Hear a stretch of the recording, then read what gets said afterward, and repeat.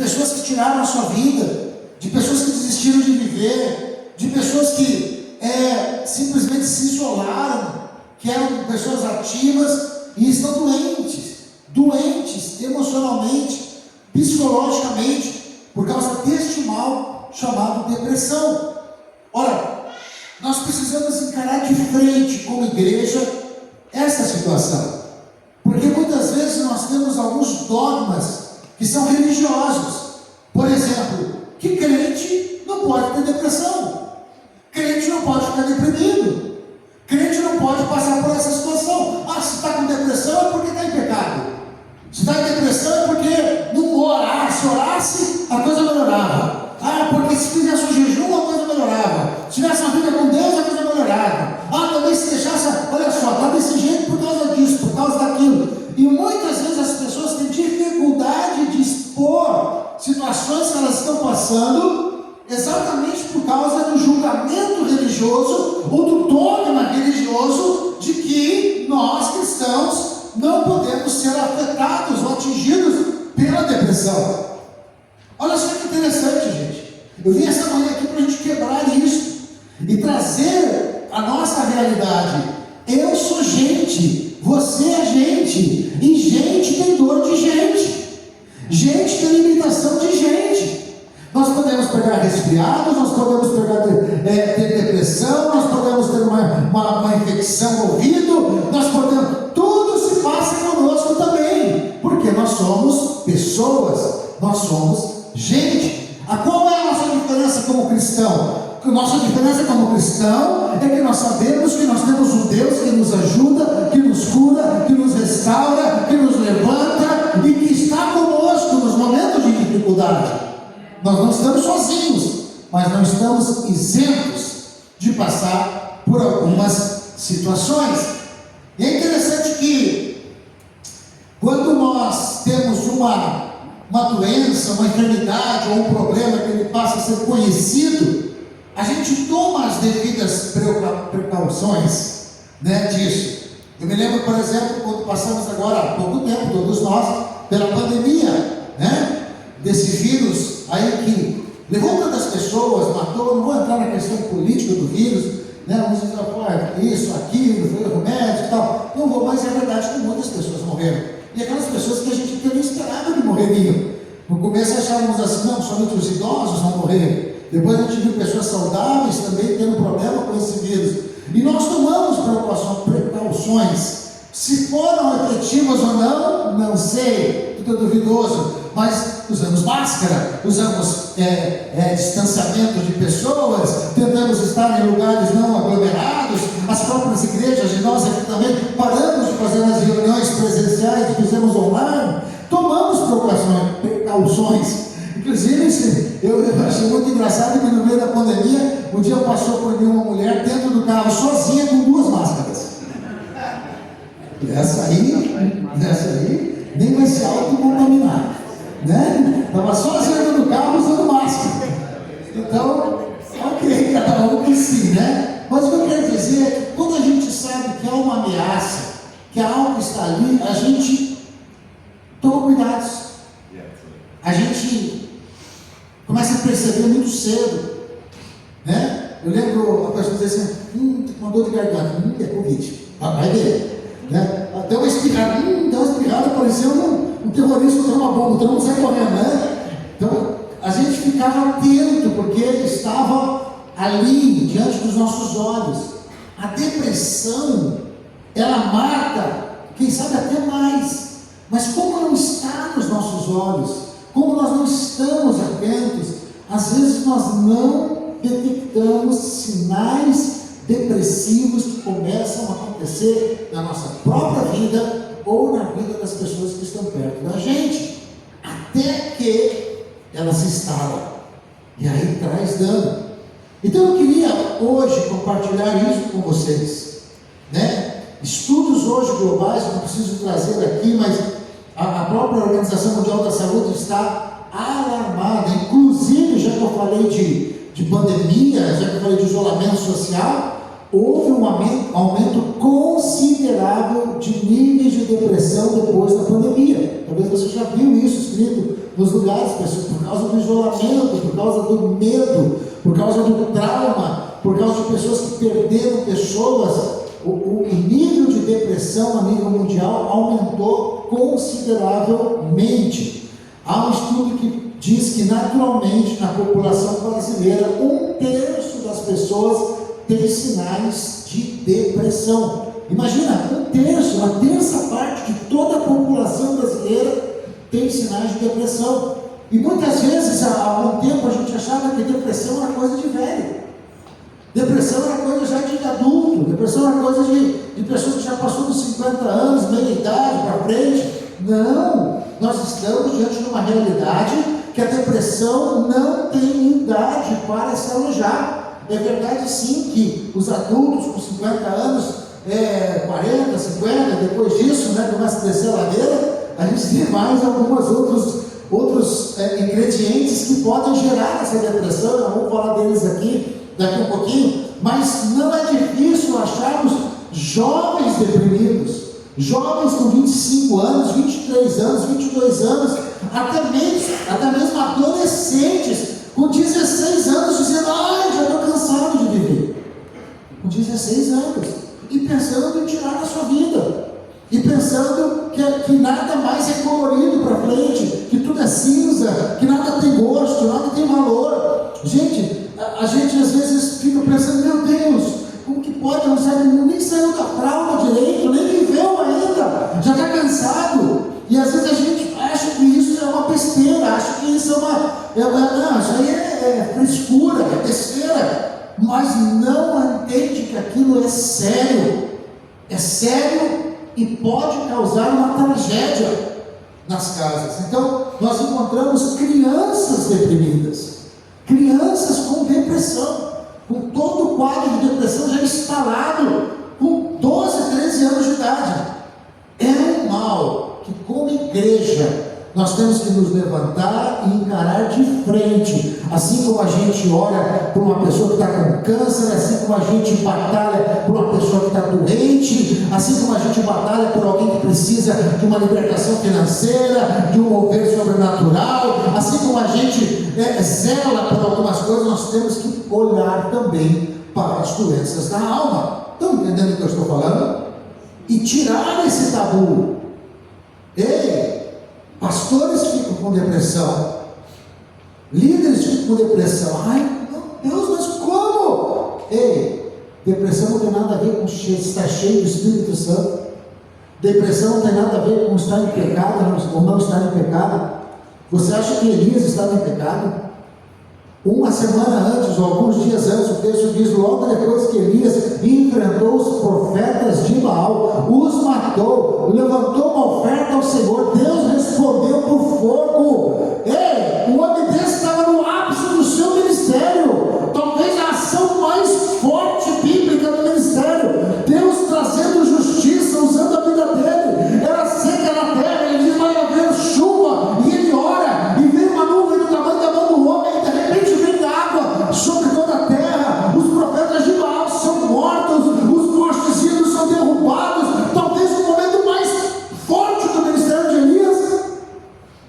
2 ou 3 dias depois, ele em depressão, querendo fugir, entrando numa caverna, pedindo para morrer, se achando menor que os seus pais.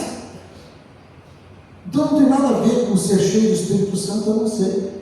Não tem nada a ver com estar com a vida em pecado ou não estar.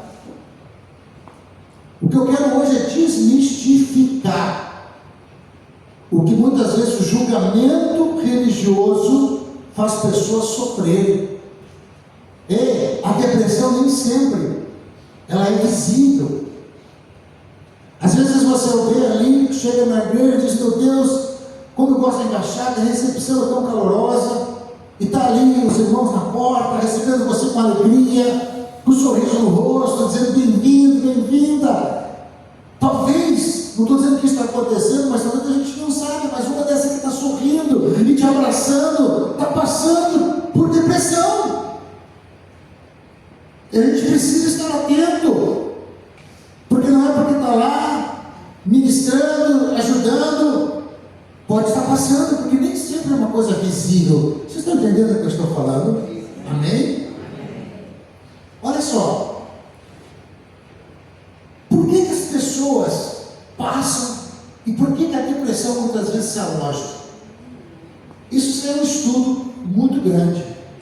Até hoje os cientistas ainda estão, os médicos, os psiquiatras, os psicólogos, eles vão divergindo e buscando, são vários fatores. Mas algumas coisas são claras. Não quer dizer que passar por isso aqui faz com que as pessoas tenham depressão. Mas para algumas pessoas são gatilhos que podem gerar. Primeiro, traumas e perdas. Traumas e perdas. Algumas pessoas passam por traumas. Que tipo de trauma? Pessoas que foram traídas, é um trauma. Pessoas que foram injustiçadas, é um trauma. Traumas de desastres, ruína financeira, quebrou financeiramente, foram enganadas pelo sócio, por alguém que confiava, são traumas. Perdas financeiras, perdeu alguém que amava, perdeu alguém da família, perdeu um patrimônio. Perdas também podem levar a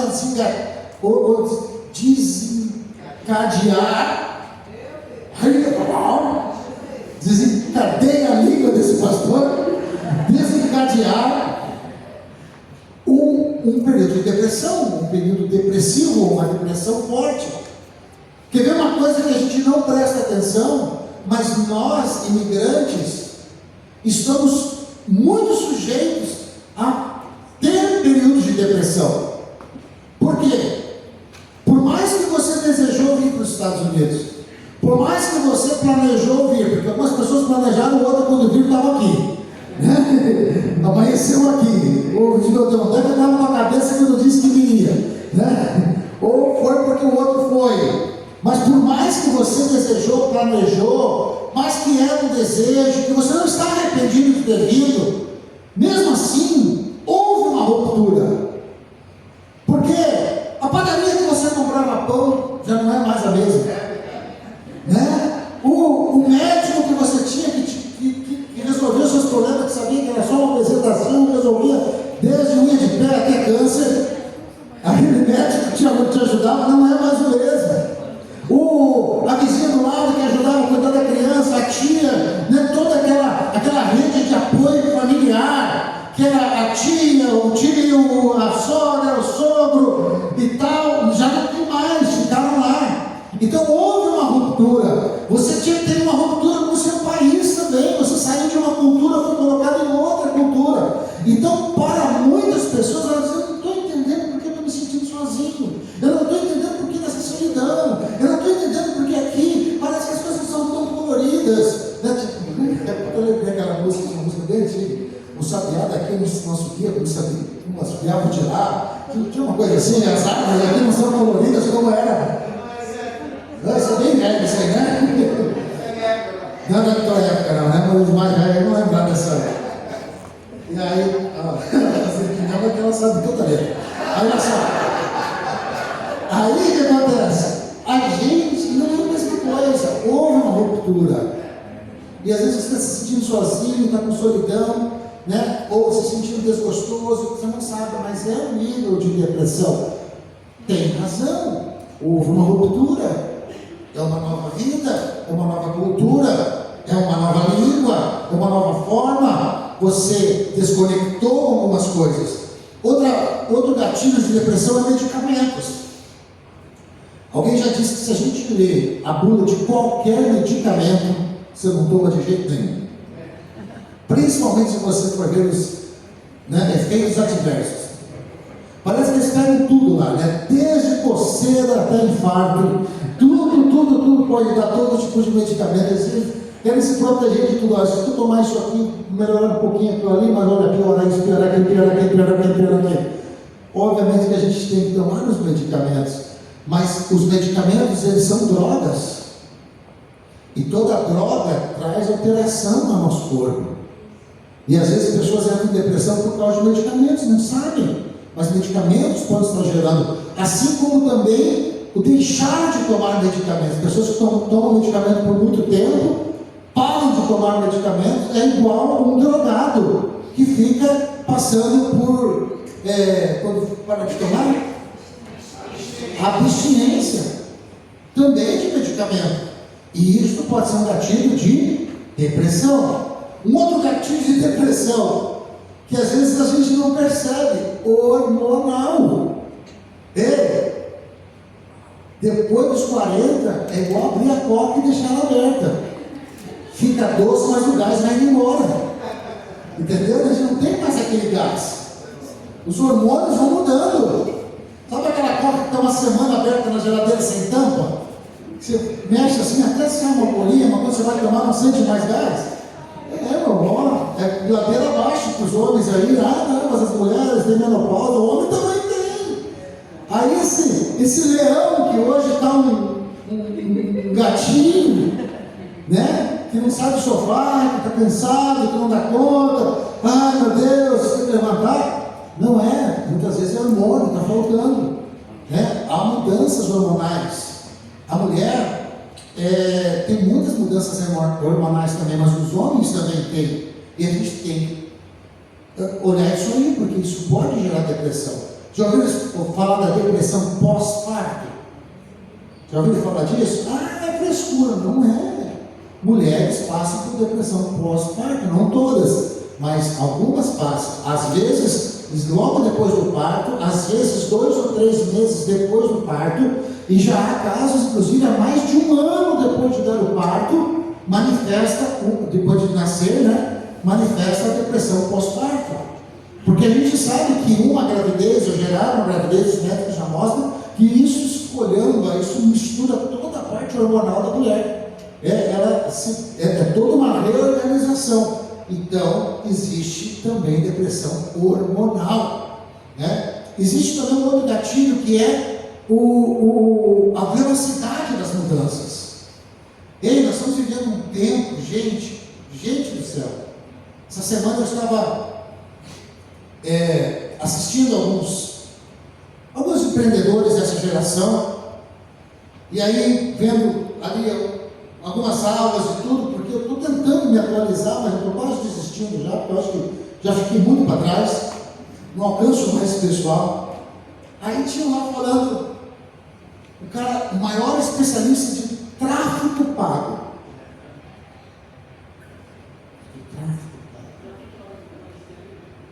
Na minha época, tráfego pago era outra coisa. Na minha época, tráfego pago era comprar maconha. Né? Agora é especialista em tráfego pago. E aí o cara dizendo o seguinte, não, porque aí eu perguntou para ele, quanto você investe em tráfego pago? Cara, até eu estudei um pouquinho daí, descobri que tráfego pago é cara especialista em impulsionar postagens comerciais que possam chamar o número de pessoas, da pessoa certa, o avatar, o bicho, né? É totalmente diferente do jeito que a gente ganhava dinheiro, homens que estão na minha idade. Não tem mais ninguém plantando tomate, parece, no mundo, gente. Está todo mundo na internet.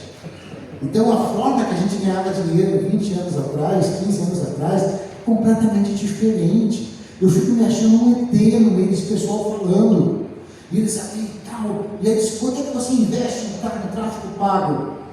Aí eles dizem assim, não, já investo milhões. Mas quanto você investiu nos últimos 10 anos? Cara, 170 milhões. 170 milhões de reais para impulsionar postagem no TikTok.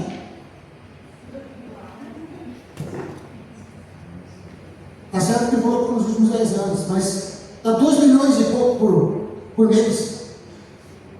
Pastor Mateus me pede $20 para impulsionar uma postagem da igreja, eu já acho muito. Eu falei, o senhor vai dividir uma semana inteira, né? Agora você imagina que é o tipo de negócio que esses caras fazem. Eles colocam R$1 milhão para impulsionar algo. Eu não consigo ver, você faria isso? Eu não sei se eu faria, mas depois eu vejo que com R$1 milhão eles vendem 20 e ganham não sei diferente. Eu quero mostrar para vocês é que nós estamos vivendo em um mundo que não é um mundo de 10 anos atrás. E que o ano que vem vai ser totalmente diferente desse ano. Hoje eu estava vendo uma postagem de uma pessoa falando, e ele dizendo: olha, eu quero mostrar para vocês essa inteligência artificial, que é assim, assim, assim, e eu ouvi ele. Daqui a pouco abre uma outra tela assim, então o cara falando no microfone, e aquele que estava falando comigo, a voz dele era uma inteligência artificial. Eu falei: meu Deus, não dava para ver. Ela foi feita igual a ele, com a boca dele, ele falava no microfone, e aquela, ele, né? Ele ali, mas não ele. Vocês estão entendendo? Era meio louco. Eu estou ficando meio doido.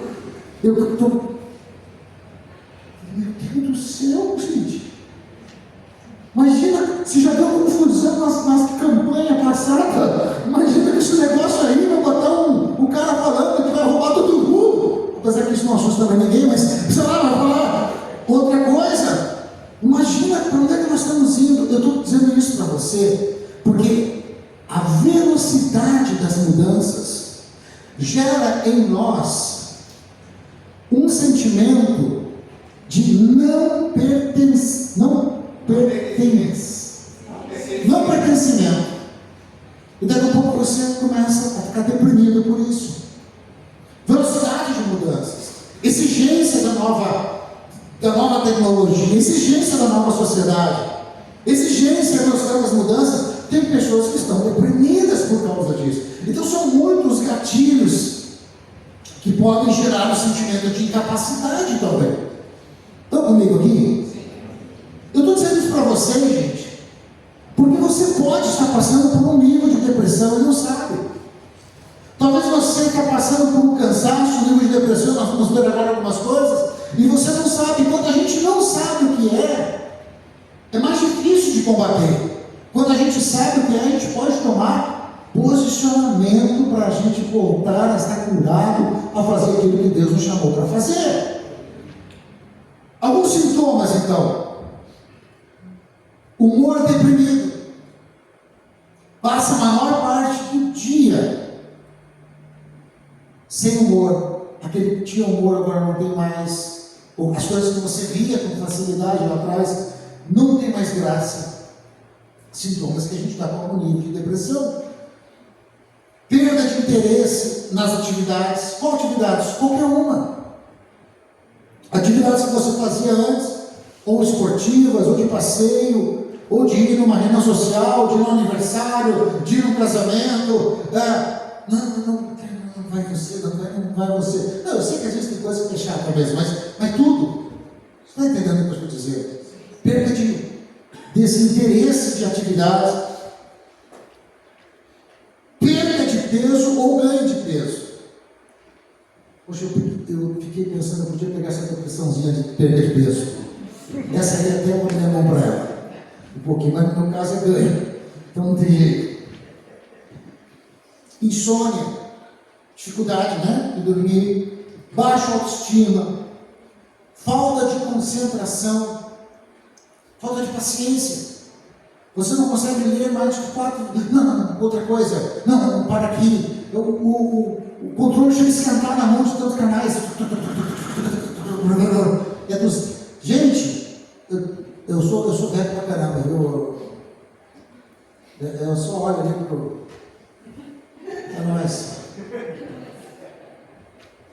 Eu sou numa época que tinha 12 canais, gente. Tinha. Não, Deus, pelo menos o número. Era 4. Era 4. Ninguém sabe o que é isso. Lá assim, ó. Eu sou da época da televisão. A minha eu acho que era estragada, porque quando ela desligava, ela ficava até 1 da manhã subindo. Um pontinho no meio. Começava a desligar. Mas hoje são 200, 300 canais e a gente não consegue aguentar um. Passando. Então isso, essa falta de concentração ou de paciência, faz parte de um nível de depressão. Sentimentos de culpa, pensamentos suicidas, nervosismo. Tem pessoas que estão nervosas e não sabem por que estão. Estou nervosa, simplesmente estou nervosa. Estou comigo. Hoje eu estou sendo feliz. Hoje eu estou um isso. Mas por quê? Sei lá, por isso. E não pergunta outra vez também não. Nervosismo. Cansaço constante. Acho que é. Cansaço. Se sentir cansado o dia inteiro. O que você fez? Nada. Você cansou de quê? De fazer nada. Mas está cansado, estou cansado. Elias passou por isso. Elias teve uma grande ação, um grande mover de Deus na vida dele. De repente ele começou a demonstrar alterações comportamentais. Então eu estou dizendo isso para vocês, que eu quero que vocês se analisem. E eu quero que vocês analisem as pessoas sem julgar elas. Porque às vezes o seu marido está passando um nível de depressão. Às vezes a sua esposa está passando um nível de depressão. Às vezes os seus filhos estão passando um nível de depressão. Porque também nós estamos em um momento, como eu disse, de tanto sai da escola, vai para futebol, vai para fazer um jiu-jitsu, sai do jiu-jitsu, vai fazer um yoga, vai fazer xadrez. O menino passa fazendo coisa o dia inteiro. Excesso de coisas. Por que eu tenho que fazer tudo isso? Não é para ele ficar inteligente, mas na verdade é para ele ficar mais tempo fora. Então nós estamos gerando uma geração que muitas vezes as crianças estão com depressão.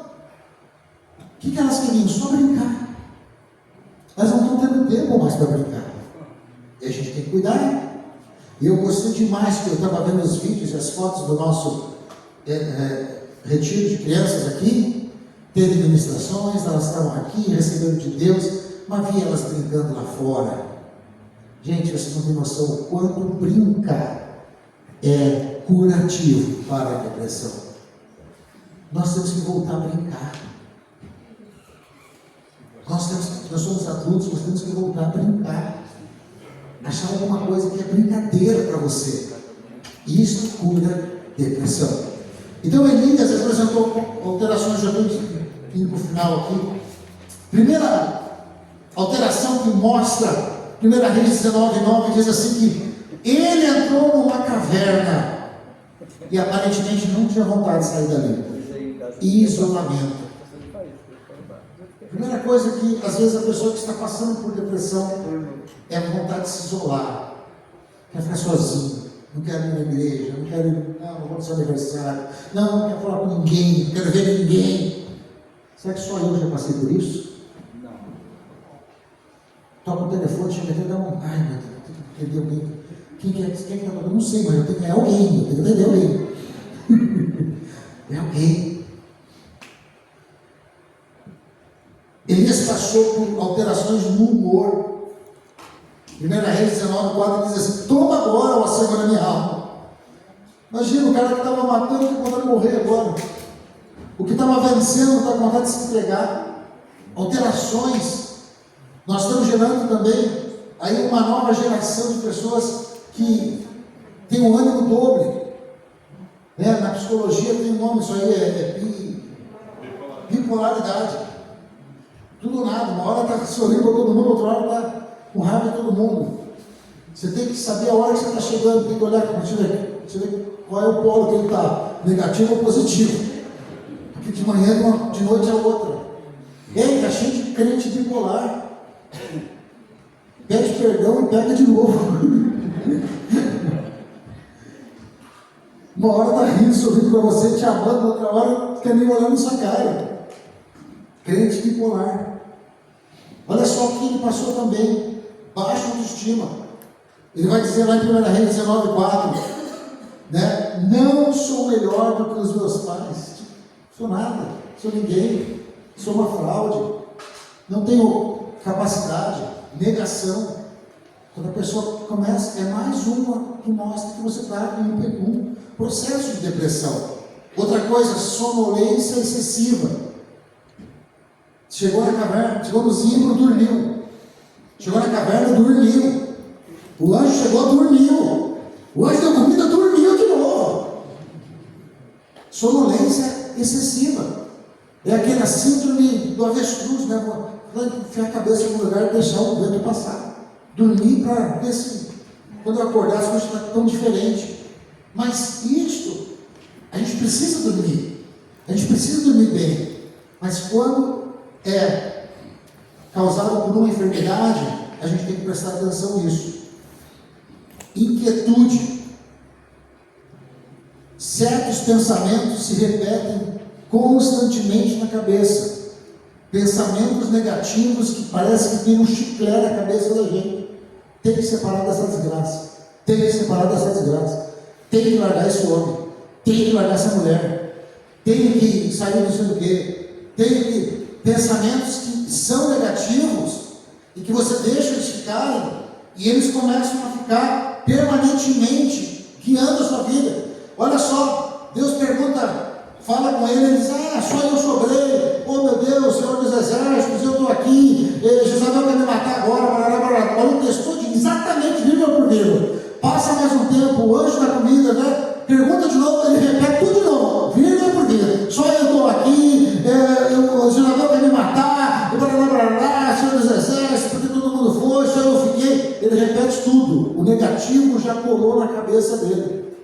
Então, quando a gente tem algumas sentenças negativas que são difíceis a gente se livrar delas, é um dos sintomas que nós estamos em algum período ou algum processo depressivo. Solidão. Ele considerava estar sozinho. Só eu estou aqui. Só eu sobrei. Sozinho. Ninguém me ajuda, ninguém me quer, ninguém me ama. Processo de depressão. Agora vamos ao que interessa nos 3 minutos aqui. Como Deus tratou e como Deus quer nos tratar. Primeira coisa, Deus não descartou Elias. Deus parou a agenda dele para ir lá no meio do deserto, porque tinha um homem que estava em um processo de depressão depois de uma grande vitória. Deus vai pessoalmente. Se Deus fosse um CEO desses modernos, ele ia dizer assim, legal, deu o que deu, não dá para contar mais com ele, vamos buscar um outro. Descarta. Deus não descartou. Nós não podemos descartar as pessoas que estão com depressão. Elas não estão porque querem. Não é frescura. Não é bobeira. É uma doença. É uma enfermidade que precisa de cuidado, precisa de amor e precisa de direção de Deus e técnica para ajudar a pessoa a sair desse buraco e dessa caverna. Eu lembro-me, nós passamos com isso em casa. Eu tenho certeza que eu já passei por processo de depressão, mas especificamente a nossa filha Jéssica, quando estava aqui, ela com depressão. Quando você está com depressão, você não quer sair da caverna, não sair do quarto, ela já não queria tomar banho. A gente tinha que inventar alguma coisa para elas fazer, para poder tirar ela do quarto, para eles entrar escondido lá e limpar o quarto dela, ajeitar o quarto dela, porque se ela visse a minha esposa limpando o quarto dela, ela se sentia mais culpada ainda. Então eu tinha que fazer algo escondido.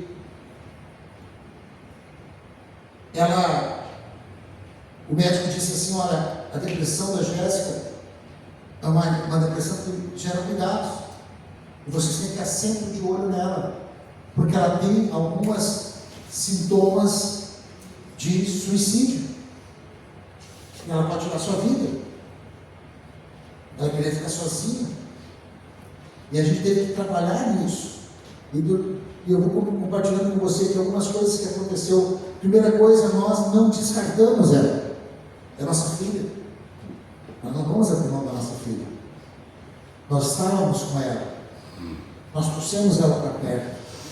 Nós estávamos disponíveis para ela, como Deus está disponível para nós. Segunda coisa, Deus não julgou Elias. Ah, que homem frouxo, acabou de matar 450 profetas, agora está aí para uma mulher. Levanta aí, eu sou frouxo. Eu ia fazer isso se fosse com você. Mas ele não julgou Elias. Deus não julgou, Deus não culpou Elias. Elias, por que você foi dar ouvido? Por que você não? Deus não culpou. A gente não vê Deus culpando Elias, a gente não vê Deus julgando Elias, a gente vê Deus se colocando à disposição de Elias, entendendo a humanidade de Elias, a fraqueza de Elias, entendendo que ele era gente tem dor de gente. Terceiro, Deus fez o que? Deus alimentou e deixou Elias descansar, mas não deixou Elias se prostrar. Há uma diferença. Quando Elias dorme, o anjo deixa ele dormir, acorda ele, dá pão assado, dá água. A Bíblia diz que ele come o pão, toma água e volta a dormir.